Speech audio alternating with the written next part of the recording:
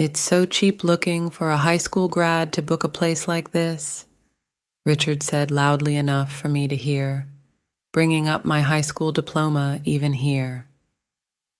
It showed how much he looked down on me. Then he walked up to me and said, "Why did you choose such a shabby hotel when we're all trying to relax and enjoy our trip?" "I'm sorry. I thought this hotel would be nice. It's clean, and the meals seem luxurious," I replied. Richard glared at me, then looked at the pictures of the food in the hotel's brochure and said, "What's so luxurious about this food? It's just ordinary dishes you can get at any hotel." At that moment, someone suddenly appeared from behind. "Isn't that Mike, Mr. Williams? You're here today." Richard turned pale when he saw Mr. Williams. "So, Richard thinks our place is cheap looking. How disappointing," I said. "It's a very nice hotel." Mr. Williams nodded at me with a smile. "I'm glad to hear that from you, Mike. So, what should we do next?" I could see Richard's face contorting more and more. "My name is Mike Davis, a 42-year-old office worker. I've been with my current company ever since I graduated high school, for over 20 years now. If asked what I've achieved in these 20 years, I wouldn't have much to say. The truth is, I have no significant accomplishments. My colleagues who joined the company with me have either risen to higher positions or moved on to better opportunities and succeeded. As I looked around, I found that I had become alone, with no one to rely on. Now, 20 years later, I'm surrounded by young people. Since I can't keep up with their conversations, I spend every day at work without saying a word. Not talking about anything other than work is quite comfortable. It means I don't have to talk about unnecessary things. I'm sure I couldn't handle jobs that require discussions. For someone as quiet as me, this current environment is very appreciated. There are surely people who find it strange that I don't get along with my surroundings, but this is a place for work, and there's no need to get close like in private life. I somehow understood that people were avoiding me, but I was satisfied with the status quo and had no intention of changing it. But suddenly, a person appeared in my mundane life. That person was Richard Davis, who became the manager of my company this spring. The manager is 55 years old, older than me, and he had been at another branch until now. He had apparently held quite high positions there and had a lot of experience. My first impression was that he seemed very strict. My prediction was immediately confirmed. "Now that I'm the manager, I'm going to set things straight here. Be prepared," Richard announced. "Yes," all the other employees responded in unison. I thought to myself that he seemed like a scary person. He reminded me of the strict teachers who enforced school rules back in my student days. I intended to avoid him as much as possible, but I couldn't escape. "Mike, come here for a moment," Richard called. "What is it?" I asked, immediately summoned by Richard. I had a bad feeling about this, and my prediction came true when he showed me the presentation materials, criticizing them as sloppy paperwork. I had stayed up all week finishing work for a major client. Because I've been with the company for a long time and understand the work thoroughly, I'm always the one who prepares the documents for clients. Even though I don't stand out much within the company, I'm confident in my document preparation skills, and it's something I've been recognized for. But now, Richard was criticizing these documents. Was there something wrong with them? I asked. "Something wrong? Everything is wrong. I hate every single word. I've never seen such terrible paperwork, Richard exclaimed. For the first time, I felt truly shocked. I've been called quiet and plain countless times, but it's the first time I've been criticized for my work. However, even though he said he hated every word without specific feedback, I didn't know how to fix it. What should I correct? Could you show me how to improve it? I asked Richard. Don't ask me that. Just redo everything and don't use the same words, he replied curtly. So the documents I had stayed up all week to finish had to be redone entirely. I sighed and went back to my desk. I decided to stay late and redo the documents, but even by midnight, I wasn't close to finishing. I decided to go home, but since the last train had already left, I started walking. As I walked, I couldn't help but think that Richard just didn't like me. While walking, I saw a man collapsed on the side of the road. He seemed conscious, but was lying down looking exhausted. I helped him up and gave him some water from my bag. You've saved me. Thank you, the man said. You're welcome. How are you feeling now? I asked. The man said he was fine and got up on his own. He looked to be in his 50s. When he saw the employee ID hanging around my neck, his expression changed. Oh, you work for one of our clients. Thank you for all your help, he said. What? I was surprised. The man took out a business card from his bag and handed it to me.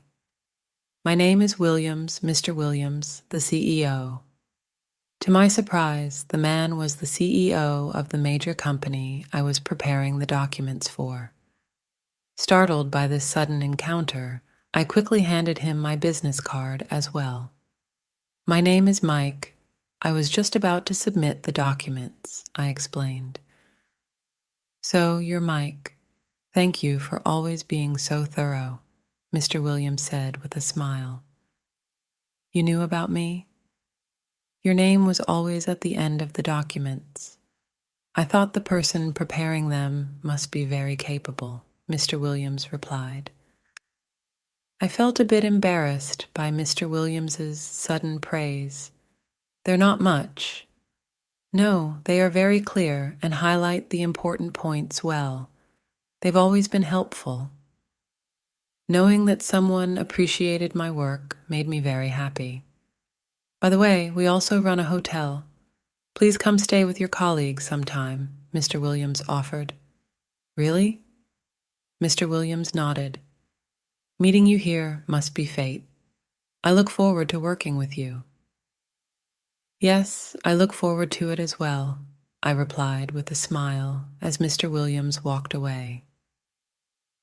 I had been feeling down after Richard scolded me, but meeting Mr. Williams lifted my spirits and renewed my determination to work hard.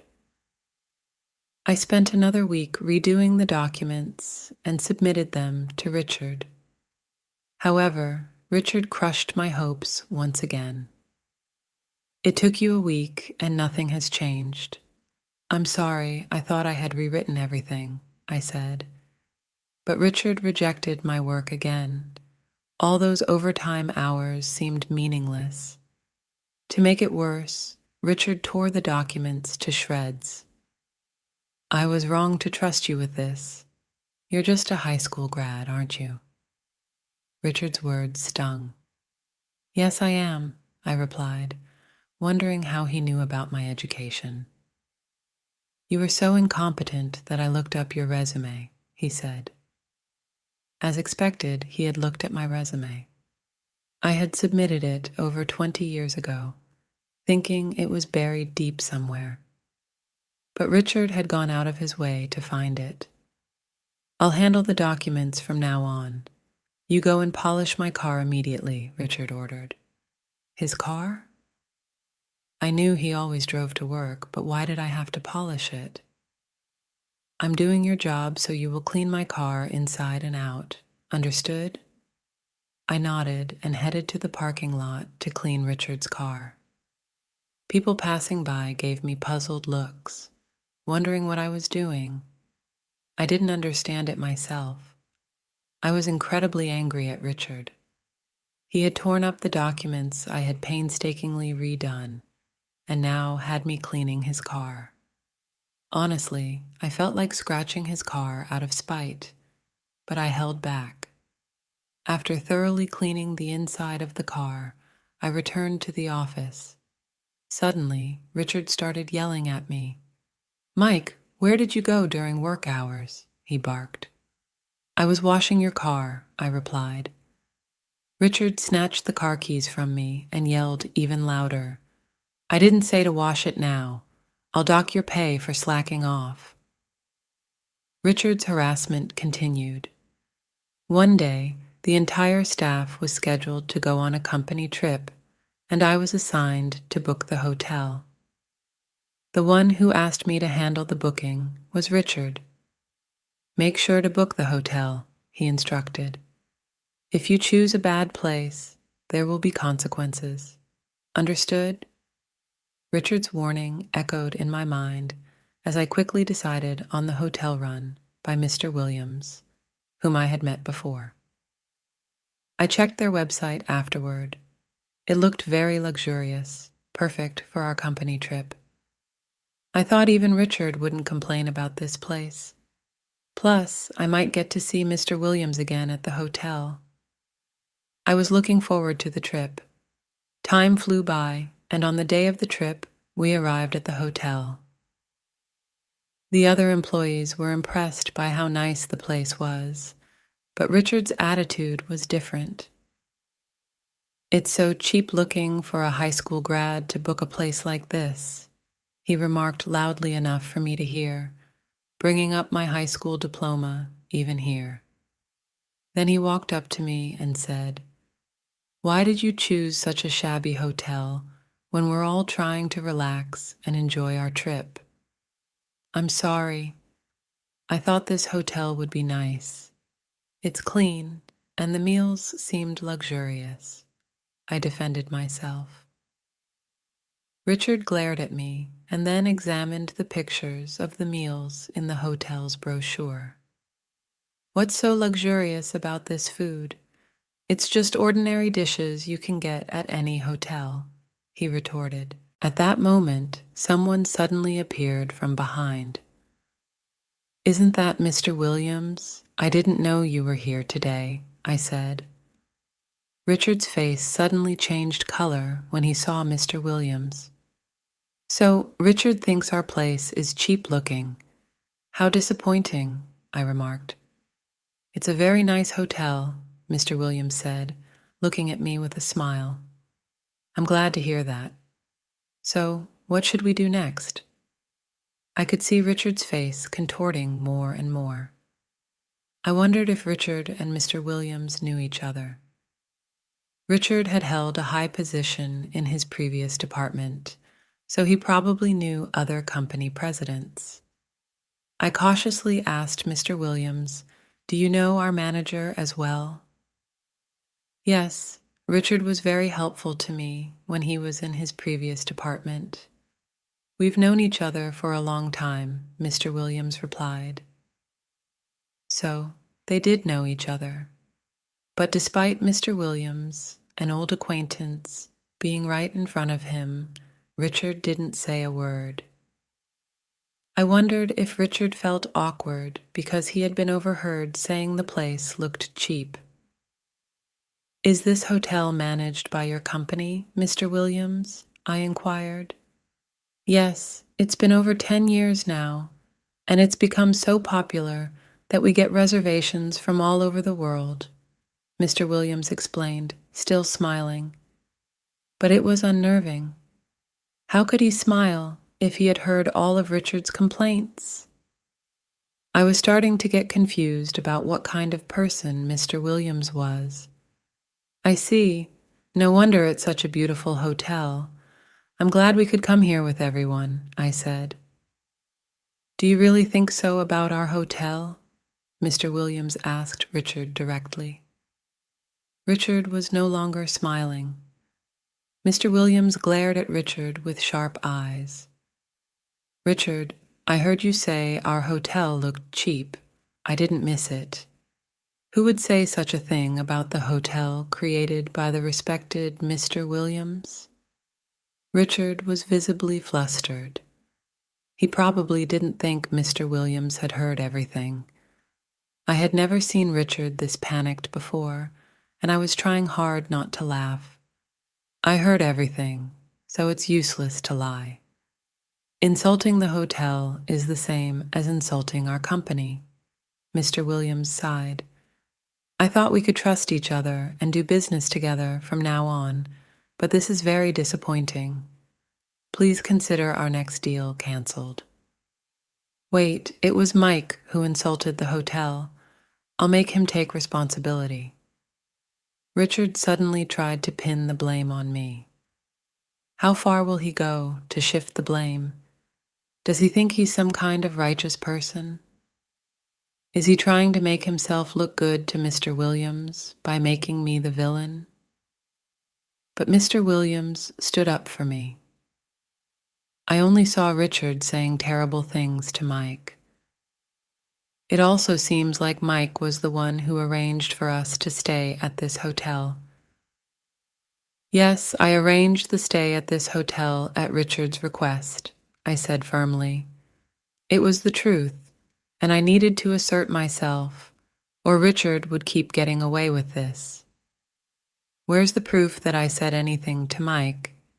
You can check the hotel's surveillance cameras for that. Richard had no response to this. Didn't Richard realize that hotels typically have cameras? It was beyond ridiculous that he said those things without knowing. Richard was practically stepping on a landmine. If we asked the hotel manager to check the data, it would be clear. Do you still plan to deny it, Richard? I followed up on Mr. Williams's statement. It is an undeniable fact that the manager had me arrange the hotel and then insulted Mr. Williams's hotels. My testimony matches what I heard exactly, so there's no mistake. Mr. Williams then looked at me. It seems like Richard has been treating you very poorly. Is this a regular occurrence? Yes, Richard always speaks to me harshly because he doesn't like me, I admitted. With Mr. Williams on my side, this was my chance to fight back against Richard. I didn't have any allies in the company, and I hated being constantly berated by Richard. If I continued to follow Richard's orders without resistance, I wouldn't be able to handle document preparation anymore, and more importantly, my spirit would be broken. I just wanted to return to a peaceful life. So it seemed strange the documents Mike usually finishes are always well done, but this time they were a mess. A mess. Are you saying my documents were messy? Richard finally revealed his true nature. All this time, he had been trying to make a good impression on Mr. Williams. He only cared about his own reputation. Richard always wanted to look down on others and assert his superiority. I was shocked by how sloppy it was. Why did you prepare the documents instead of Mike? He said. He said he didn't like a single word of my documents, so I redid them. Richard tore them up. Mr. Williams was surprised by the way. Do you still have the data Mike prepared? Yes, it's on a USB drive. I handed the USB drive I had brought to Mr. Williams. I'm glad I brought it just in case. Mr. Williams booted up his laptop and reviewed my data. These are excellent. This presentation is approved. There's nothing to complain about. Thank you, Mr. Williams. Mr. Williams smiled. I don't understand why Richard rejected such excellent documents. From my perspective, it's Richard's documents that I don't like at all. What's your grudge against me, Williams? Richard finally dropped the formalities, calling Mr. Williams by his last name. I could see the other employees around us freezing in shock, but Mr. Williams remained unfazed. A grudge? Are you talking about the time Richard stole our employees' data when he was in his previous department? What? What stole data? I couldn't help but ask. When Richard and I worked on a project together, he stole data from one of our employees' USB drives, Mr. Williams explained. I told you I didn't do that, Richard protested, but Mr. Williams shook his head. There were testimonies from employees back then. Thanks to that, the project was ruined. So that's what happened, I thought, appalled. Your car's problems in your new department as well, and to think you tried to undermine Mike, whom I respect, Mr. Williams remarked. What's there to respect about Mike? He's useless and can't do his job at all, Richard retorted. I met Mike for the first time recently, but I've always admired his meticulous documents and the thoughtful letters he always attached, Mr. Williams interjected. You noticed I always included a handwritten letter when submitting documents to Mr. Williams's company, with brief, light-hearted notes about the seasons or our daily company life. Though I'm not good at communication, I believe that letters could help build connections with people. I always felt your kindness through those letters, Mike. It's a shame Richard doesn't appreciate a good subordinate. That's not true, I added, hurt by what Richard did to me. I'm not apologizing. I did nothing wrong. Mr. Williams looked disappointed. Let's change the conditions. We'll continue doing business with your company if Richard is no longer there. After all, you have Mike on your team. Thank you, Mr. Williams, I said, realizing this was essentially a suggestion to fire Richard. Considering the data theft incident, it's no wonder Mr. Williams doesn't want to do business with a company that employs Richard. I'll report this to your company's president, so please take care of it, Mr. Williams said.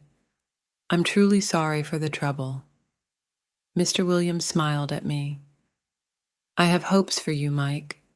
By the way, we unfortunately don't have a room available for Richard tonight.